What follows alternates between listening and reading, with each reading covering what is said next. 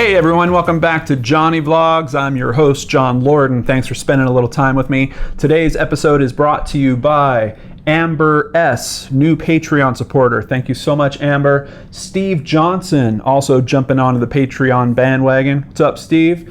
Lori Lynn Joan Miller jumped in there with a big pledge. Thank you so much, Lori Lynn. I really appreciate that. And Sid Sperling actually was a supporter, but he upped his monthly contribution. You guys are awesome. And not just you awesome Patreon supporters out there, but I also want to give a shout out to all of my friends on Twitter. And if you want to follow me on Twitter, you can just go to @LordenArts, same as my YouTube channel name now, and you can find me there. And I really want to thank the people that watched my Johnny Vlogs, the extra edition that came out last week about being demonetized on YouTube.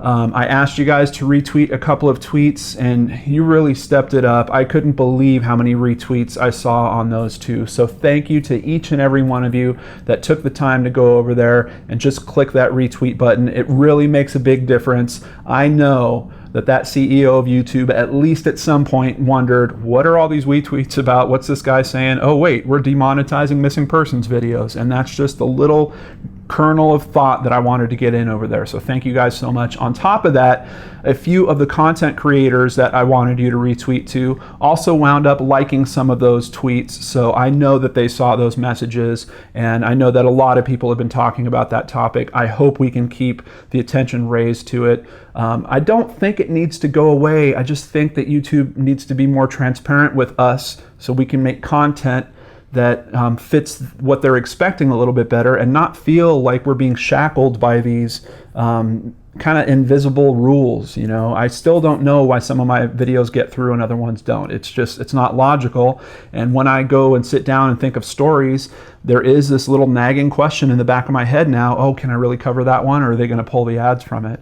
Luckily, you guys are so awesome, particularly my Patreon supporters, that I feel like you make up for whatever income I can make on ad revenue. So I feel like I truly have the flexibility to do whatever I want. And if they pull the ads, oh well, I've got all of you awesome Patreon supporters out there. So just know the stories are going to come as I find them interesting, just like it always has been. And I'm going to get rid of that little nagging voice. I have been struggling with it a little bit. I'm just going to drop that whole kind of worry that is somewhat hindering some of my output. So thank you guys for allowing me to do that. So today's video, first of all, before I jump into today's topic, I do want to mention I'm going to do another Q&A. It's been a while. There's a lot more of you subscribers out there now, so I want to give you a chance to ask any question you want from me. I'm not doing it on this video, but look for another Johnny Vlogs released today, specifically asking for Q&A questions. Do me a favor, just check out the list of existing questions. If there's some that you like, upvote those, because I'm going to use that indicator to basically select a good number of those. Or if you don't see your question in there, go ahead and pop it in the comment. Maybe yours will get picked and will be featured on Johnny Vlogs next week. And I just want to do that as a thank you for hitting 15,000 subscribers. I did it once before. I can't remember if it was at 5,000 or 10,000, but it's kind of a cool thing. And I also like hearing what questions you guys have and trying to fill in any gaps around that. So now on to today's Johnny Vlogs. Wow, that's a late start. We had a couple of minutes of business to get through there. This is a little bit of a follow-up to my BrainScratch on alien footage. And just in case you didn't see it, a brief recap is I dove into 3 of the most popular clips that came out. Most of them came out in the 90s. One of them was from the 80s of potentially real alien footage. And one of them, I knew a producer personally that I talked to about it. I kind of know that story. So if you haven't seen it, in the description box below is the link for the original video. Check it out. But a great thing, and one of the reasons why I do BrainScratch, is because I look for your feedback, and a pretty awesome thing happened in that. First of all, I mistakenly said that Victor, the person that was leaking the information about one of the clips of alien footage, only gave his appearance in that show and then one radio interview after that. Thank you to Mark Baker. Thank you so much, Mark.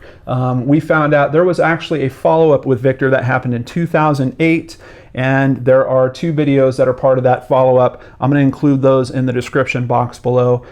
I can tell you it's a little bit more of the same. It's Victor just kind of re-supporting his story about why he has to be so secretive about it. It's kind of a strange video in terms of how it's shot. It's basically a guy sitting with Victor out in the middle of the desert in a car somewhere. I've never quite seen anything like that. I think the guy that's sitting with him is also the producer for the first special that came out on this. So they have a bit of rapport there, and Victor kind of blames this guy for some things that has happened in his life. It's pretty interesting, if nothing else. I don't think you're going to gain a whole lot more insight, but if you enjoy Victor kind of as a character from either the first special or his radio interview, this is certainly a continuation of his story, so you can check those out. And once again, thank you, Mark Baker. I love it when you brain scratchers give me great content that I didn't know about and then I can dive into.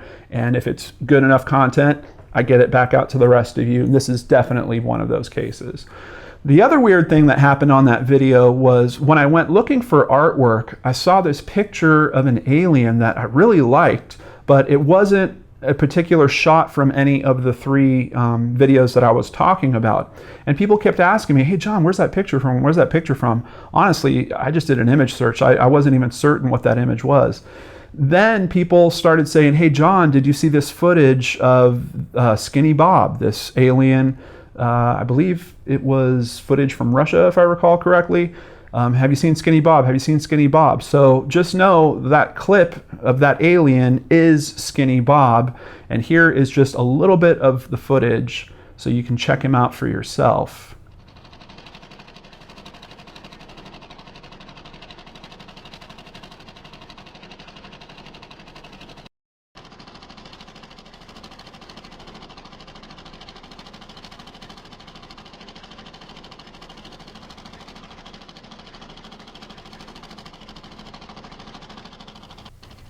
Pretty cool stuff, isn't it? I have to admit, in terms of alien footage, this one really intrigues me. Now, my first gut reaction to it was, is that CGI? It would be fairly easy for someone to make a CGI puppet, and especially because they're giving us this footage with the pretense that it's older footage, likely came from film. Although what's really weird is a lot of the text that happens before this footage, which is supposed to be part of the footage, keeps talking about videotape, videotape, videotape, and I don't know that they were really recording on video in those days, especially remotely like that. Video cameras used to be enormous. So it would just make a lot more sense if they were using a film camera for capturing that kind of footage. Of course, the animation looks kind of smooth, so it does in some way resemble what you would see from a videotape capture. There's a lot of debate about this footage. I will put a few articles below for you. And quite honestly, I don't know what to believe of this footage. The text does strike me as being added. I think it was added after the fact. It's weird because it's kind of stating facts that make you think that, oh, this text is actually part of the original footage. But then some of the critique I've read on it talks about, well, there's drop shadows that are used on the fonts, and that is kind of serious. I mean, especially for some type of archival military footage or something like that, I wouldn't expect them to be using drop shadowed fonts. So there's a couple things that technically kind of stand out about this video that make me feel like if it is legit, it was at least edited after the fact and someone kind of filled in that information. Now, there is the question of, is it legit at all? Is it CGI? One of the other thoughts around this is that it's actually an animatronic. It's actually kind of a high-tech puppet that someone is using. Or is it the real thing? And that's pretty much the three we get down to. When I consider the previous alien footage cases that we looked at and how those stories kind of came out about them being fakes or not, one of the things that frequently happens is the person that makes the item at some point wants credit for it and will eventually come out and say, hey, you know what, that was actually my work. So in this case, is there an animator out there that is waiting to spring that on us? Or is there someone that made a pretty cool looking puppet out there, an animatronic, that's waiting to drop that information on us? I don't know, but I really like the movement. I really like particularly the eye movement. I find the clothing a bit weird. I saw some comments somewhere about how did he put on that turtleneck with how big his head is. Which I guess, you know, it could be a space turtleneck, guys. I don't know. It could be made of some kind of different fibers that shape around his head. Maybe there's a zipper in the back or something cooler than a zipper. Some kind of high tech, you clap twice and the thing just undoes itself. I have no idea, but it is kind of a good question. But in terms of alien designs, I think it's pretty cool looking. I think the footage is pretty cool looking. Something that, if you ever find yourself in a situation where you are dealing with footage like this, first person, I mean, either you've acquired some or you're researching some, try to backtrace it to the original source. And that's something where in one of the articles below, you'll see that there is some conversation about, oh, we found the person that originally made it. There's some debate if that's the actual person that made it or not. But what's most important in these things, you have to treat them like evidence. There has to be a chain of custody. You have to understand that we got it from this particular reel of film. I have the original reels. Here they are. I have them available for review so other people can check the film type to see if it's appropriate for the time frame. Check and see if there was any way that I could have faked that type of film being made. Is the film aged appropriately? There are a lot of forensics that can happen around the original footage if you have the actual original item. And if we ever find an example, if this one isn't one, if we ever find an example of true alien footage, I think it's going to be very, very important that that chain of custody is completely understood. You know, hey, I bought this from a guy that was a military cameraman. He gave me the original reels. Here they are. I had them analyzed by Kodak, who verified the date and the age of the film. That part of the story is just as important as what's on the footage, because without that part of the story, there's just doubt all over this. You can never get to a true conclusion of validating, is this real or not, outside of you pulling out that alien somewhere and saying, hey, look, I've got him. Here's Skinny Bob right here. So it's very, very tough, and just, I'm putting it out there in the world. If you ever have to deal with something like this, get that chain of custody down, record where that stuff came from, make sure you keep those contacts so those people can be contacted later. Maybe you want to get some footage of them when the actual transaction's going on if you're buying this footage from someone. Or maybe you want to interview them about, hey, can I just fire up my cell phone camera and just get you to answer a few questions about where this came from.